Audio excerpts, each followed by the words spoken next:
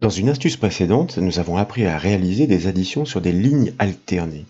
Ici, l'idée est de pouvoir ignorer certaines colonnes dans la somme selon un facteur dynamique. Dans l'exemple finalisé illustré à l'écran, des chiffres d'affaires sont énumérés sur 4 lignes pour les 12 mois de l'année, donc sur 12 colonnes. Un facteur est inscrit en avant-dernière colonne. Il doit être exploité pour réaliser les additions alternées toutes les 1 colonne, toutes les 2 colonnes, etc. Mais finalement, pourquoi ce principe est-il si intéressant? Eh bien, on peut très bien imaginer un tableau énumérant des chiffres d'affaires, comme ici, mais pas seulement. Des colonnes pourraient être intercalées pour énoncer des jours de semaine, des quantités, ou pourquoi pas encore des codes à articles. Et dans ce contexte, seuls les chiffres d'affaires doivent être sommés pour être consolidés sur la période. Donc, il est nécessaire de pouvoir dérouler l'opération toutes les n colonnes afin d'ignorer celles qui ne portent pas de chiffres. Pour la démonstration de cette astuce, nous proposons de nous appuyer sur un classeur offrant déjà ces chiffres d'affaires à consolider. Et bien entendu, ce classeur est proposé au téléchargement depuis le site bourbache.fr. Les coefficients à considérer pour réaliser ces sommes alternées sont donc inscrits en colonne n. Il s'agit respectivement de réaliser les opérations pour toutes les colonnes, une colonne sur 2, une sur 3 et une sur 6. Et ces résultats doivent être livrés dynamiquement en colonnes O voisines. L'astuce consiste à recouper des matrices dans la fonction Excel SUMPROD. La première doit exploiter la fonction MOD sur l'ensemble des chiffres de la ligne en cours d'analyse avec le coefficient inscrit en colonne n comme diviseur. Il doit en résulter uniquement les colonnes pour lesquelles le reste de la division est nul. En recoupant cette matrice de résultats listant des 1 et des 0 avec la matrice des chiffres d'affaires sur la même ligne, nous additionnerons bien uniquement les chiffres d'affaires correspondant à l'alternance demandée par le coefficient.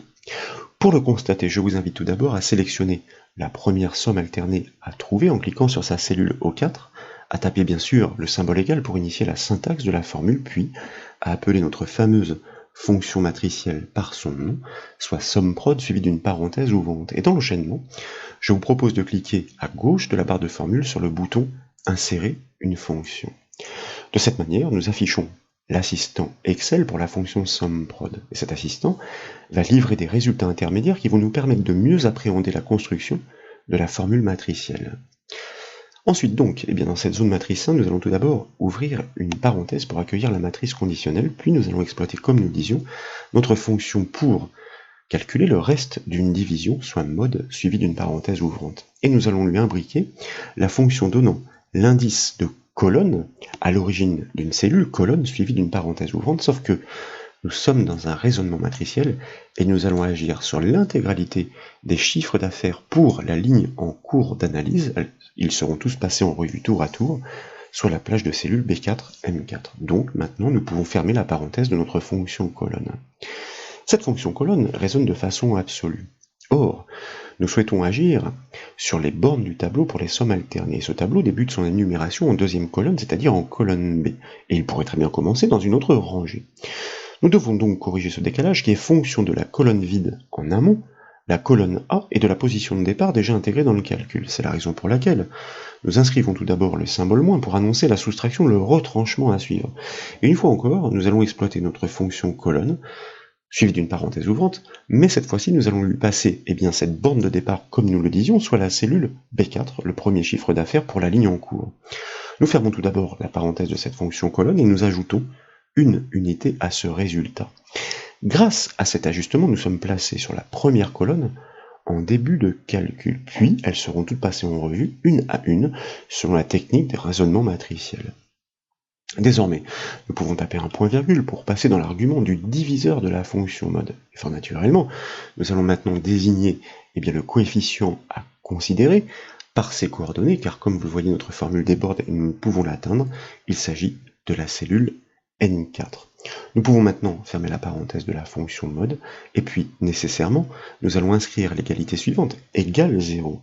En effet, si le reste de la division est nul, cela implique que l'indice de colonne en cours d'analyse concorde avec ce coefficient ainsi mentionné. Cette colonne doit donc être considérée dans le calcul pour la somme alternée. Et pour le constater, je vous invite tout d'abord à fermer la parenthèse de cette matrice conditionnelle. Aussitôt, vous voyez apparaître une matrice de booléens sur la droite de la zone matrice 1. Elle renseigne sur les positions des colonnes concordantes. Pour ce premier calcul, puisque le coefficient est fixé sur l'unité, toutes les colonnes sont à considérer. Aucun reste de division ne subsiste quand elle est enclenchée sur le chiffre 1. C'est la raison pour laquelle chaque colonne est repérée par l'indicateur vrai.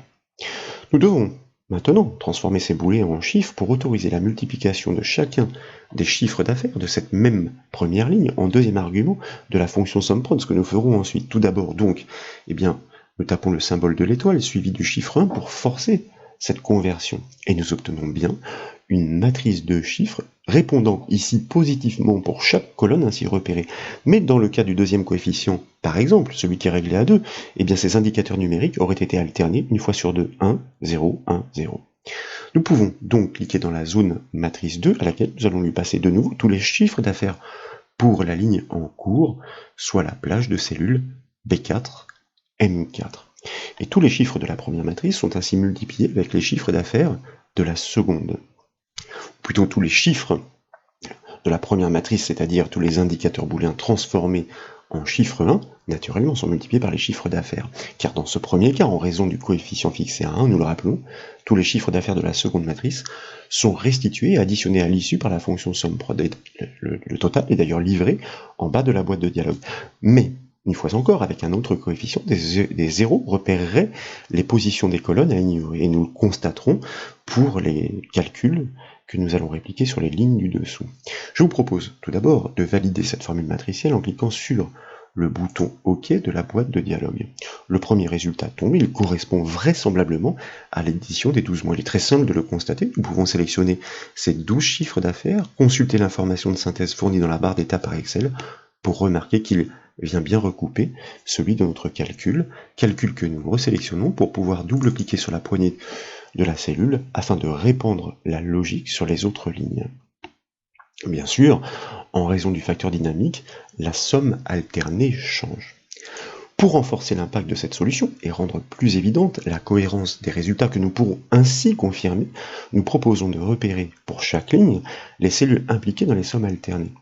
Il suffit donc de vérifier que l'indice de colonne en cours d'analyse est en concordance avec le facteur. Et pour ce faire, dans une règle de mise en forme conditionnelle, nous n'avons qu'à exploiter le même calcul, sensiblement le même calcul qui implique la fonction mode dans la matrice conditionnelle de notre précédente formule.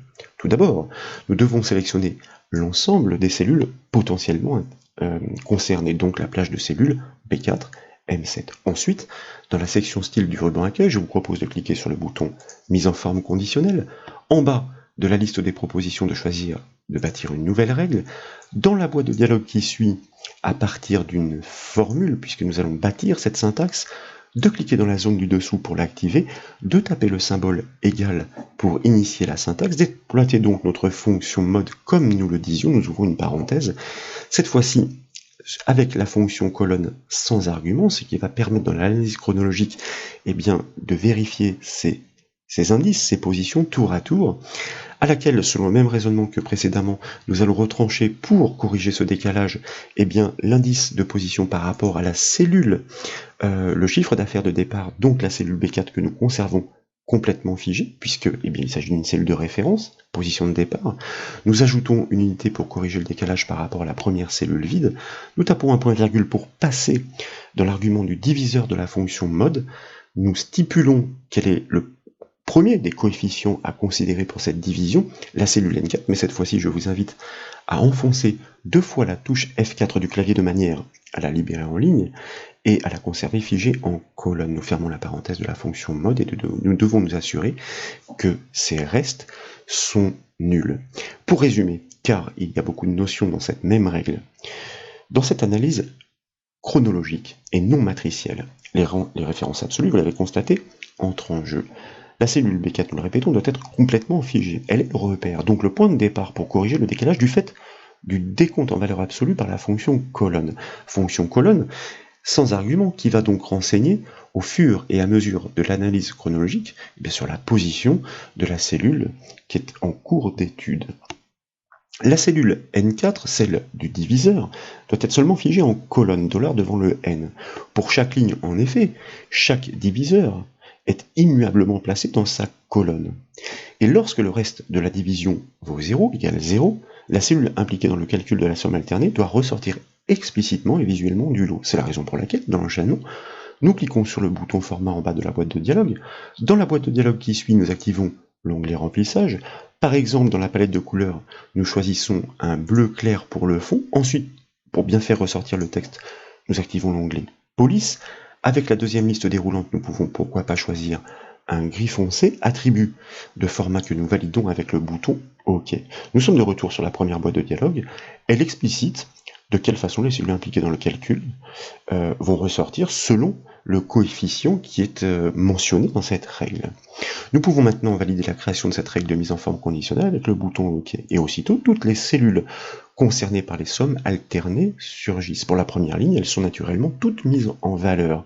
Pour la deuxième, une cellule sur deux ressort effectivement en cohérence avec le coefficient mentionné en colonne, puis seulement une sur 3 et enfin une sur 6 qui sont mises en valeur. Et si vous changez par exemple la valeur de l'un de ces coefficients, nous pourrions remplacer par exemple le dernier 6 par 8, à validation, comme vous pouvez le voir, en même temps que le calcul s'adapte, la mise en forme s'ajuste automatiquement. Et nous pouvons constater que bien l'unique cellule impliquée en l'occurrence pour cette dernière somme alternée est forcément conduite forcément à un résultat cohérent. Qu'en est-il par exemple pour la somme alternée une colonne sur 3? Eh bien, nous sélectionnons la première cellule repérée avec la touche CTRL, la deuxième, puis toujours avec la touche CTRL, la troisième, et enfin la quatrième. En consultant l'information de synthèse dans la barre d'état d'Excel, vous remarquez qu'elle corrobore parfaitement notre calcul matriciel sur les sommes alternées en colonnes.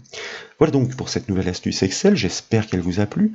Si c'est le cas, comme toujours, je compte sur vous pour mettre un petit j'aime à la vidéo, et comme vous le savez, vous pouvez retrouver toutes les formations et astuces sur le site bombache.fr.